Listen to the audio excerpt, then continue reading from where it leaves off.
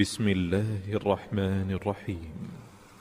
سورة أنزلناها وفرضناها وأنزلنا فيها آيات بينات لعلكم تذكرون.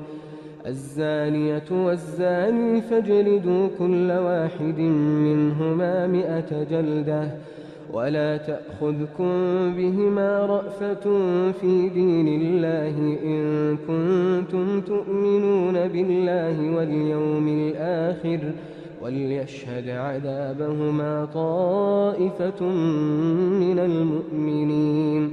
الزاني لا ينكح إلا زانية أو مشركة والزانية لا ينكحها إلا زان أو مشرك وحرم ذلك على المؤمنين.